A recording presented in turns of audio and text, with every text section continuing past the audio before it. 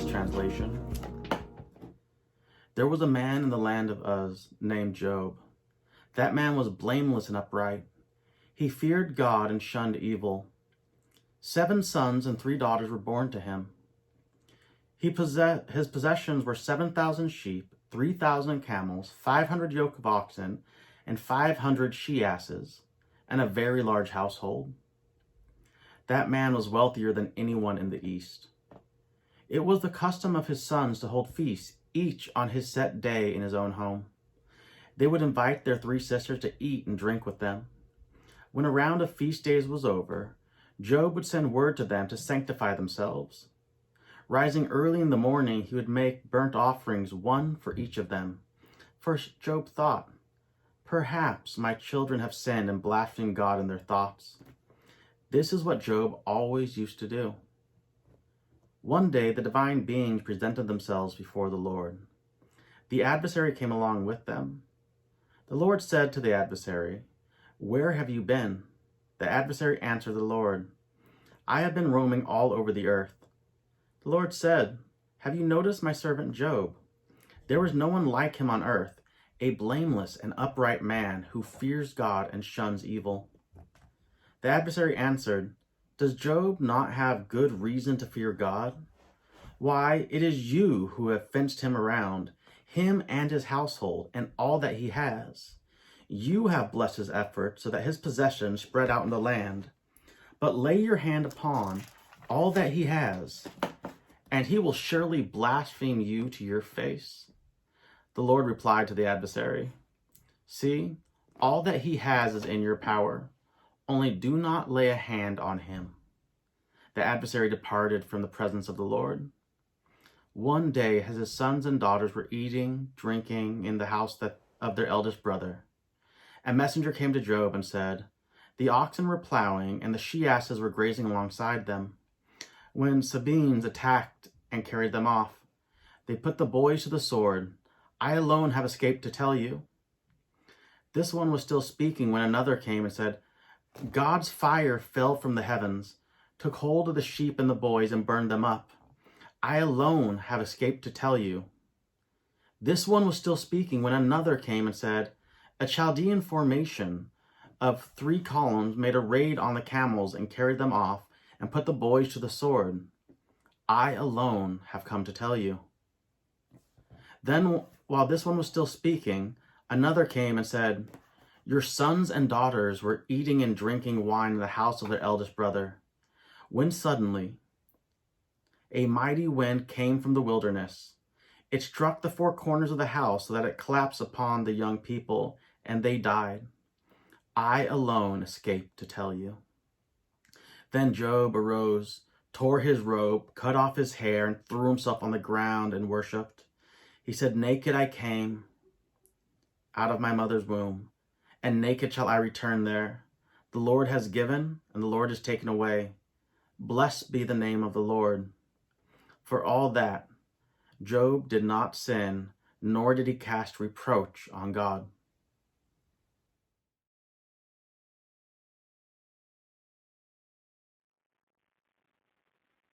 I've dealt with a deep and lingering depression most of my life. It has stopped me from taking opportunities, and it has stopped me from being prepared for other opportunities in my life. A few years ago, I had the opportunity to speak at a church, and as the story goes, my depression was something that I was wrestling with in that moment. And I showed up not as prepared as I should have been or could have been. Now, the message went along fine.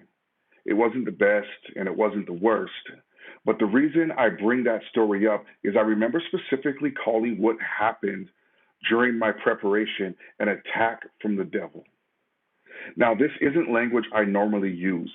I don't tend to go around blaming the devil when things happen. But in reflecting on why in that moment I chose those words, I realized it was because it was easier to blame the devil than to get people to understand that we live in a world where depression is a real thing. If I had stood there and told people that this week I was dealing with depression, it would have signaled to this group of people that maybe I was unstable and not worth listening to. But when I said that it was an attack of the enemy It gave them cause to lean in. God must really have something to say to us today if the devil is trying to stop it. I wasn't trying to be dishonest, and I wasn't consciously trying to play to the crowd, but subconsciously, my body picked up on the energy that we need someone beyond us to blame. Or when it comes to things that just are, we also need someone to blame. The reality is, we live in a world where depression and mental health issues are real things. And those who wrestle with them are not demonically possessed or being attacked by the devil. I want to add that I'm not trying to make a hard, fast rule. I also believe that we live in a world where forces beyond my understanding are at work, and both of these things can be true. But we live in a world so maladjusted to suffering that we almost always need someone or something else to blame. Instead of just being able to hold the tension that we live in a world where suffering exists and often exists because we collectively are the cause of it. There are many in the tradition that I grew up in that would see someone in the throes of a mental health crisis and say something akin to, the devil has gotten a hold of them. These same people would see a homeless person suffering and ask, what sin had this homeless person committed that they were now homeless? Was it drug addiction? Was it gambling? Was it something else? They must have had a cause for their homelessness. That was their fault. It is easier to blame the devil, and if not the devil, the person suffering for the suffering, instead of asking the real questions, the hard questions, the impossible questions, the uncomfortable questions. Job, the story we are exploring today, is the story of a man who is befallen by evil and is made to suffer. And in the telling of this story, it forces us to reckon with the real questions, the hard questions, the impossible questions, the uncomfortable questions.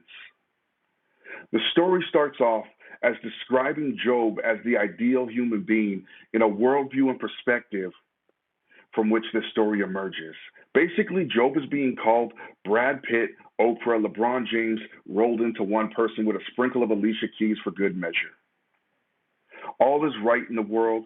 The sun is shining. His family is flourishing, and he is healthy and wealthy. In the next scene of the story,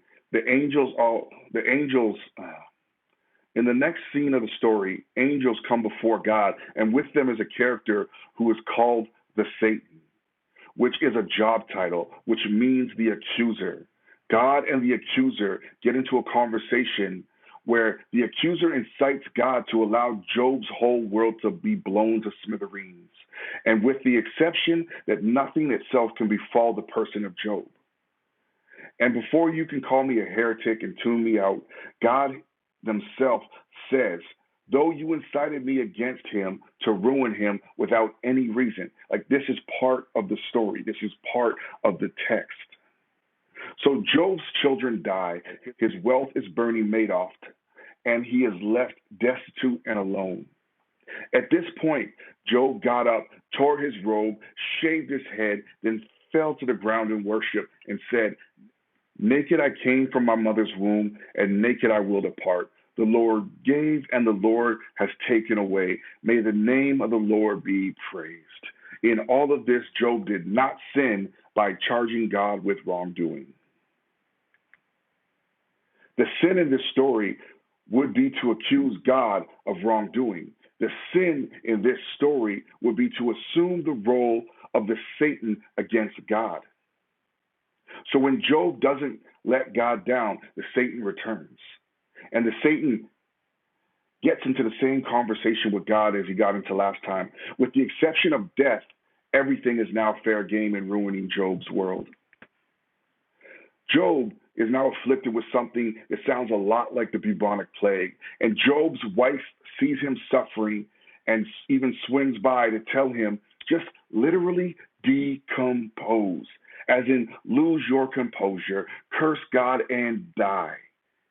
Then along comes Job's friends, well-meaning and wanting to comfort Job, but they could not accept that Job was not responsible for the evil that befell him.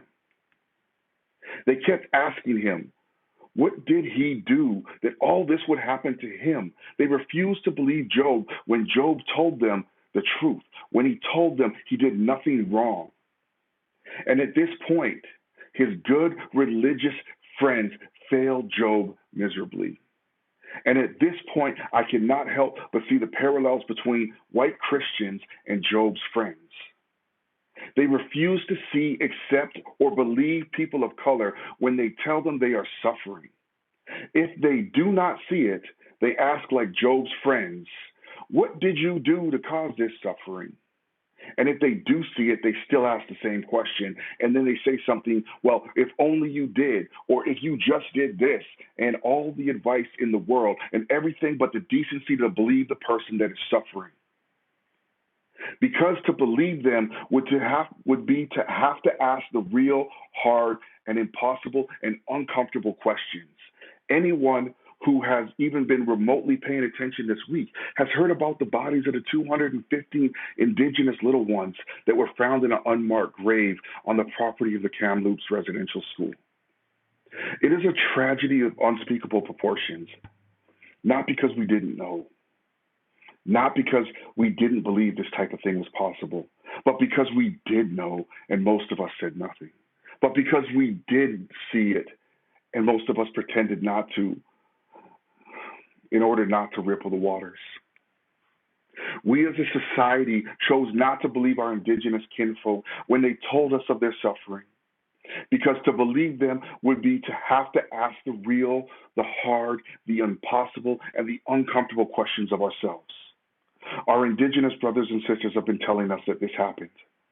They have been fighting for belief, and they have been fighting for belief to be transformed into action.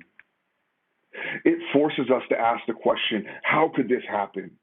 It makes us grapple with the question of evil in real and tangible ways. It is not just a theory to be debated, but we see it in these bodies of these little ones whose lives were cut short by villainy and evil. And the answer to those questions are just as uncomfortable as the questions I ask when I'm reading the story of Job. Because the answers mean that we are all complicit in what happened. We have lived in a society that did not believe. We have lived in a society that chose not to see. And we have lived in a society that when it saw it, chose to ignore. A society that just sat beside and denied like Job's friends.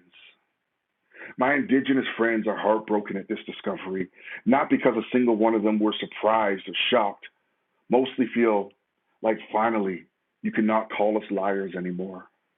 As I prepared for this talk today, I could not help but see the parallels between the story of Job and the story of our indigenous kinfolk. We live in a society that vilifies the accuser, that scorns the whistleblower, that seeks to punish anyone who reveals our own evil to us. We silence those who tell us of our complicity in their suffering. We make the accuser the scapegoat, the one who takes the blame. In this story, we have many Satans that show up. We have the angel that is called by the title of Satan in the beginning of the story that reveals God's own insecurity, that maybe Job just isn't as faithful as God thinks he is. We have Job's wife who reveals to Job the source of his suffering in this story to be God. We have Job's friends who show up and accuse Job of being the cause of his own suffering. And last, at the end of the story, we have Job who finally and rightfully accuses God of his suffering, to which God has no answer. God refuses to hear Job's charges or see Job's revelation.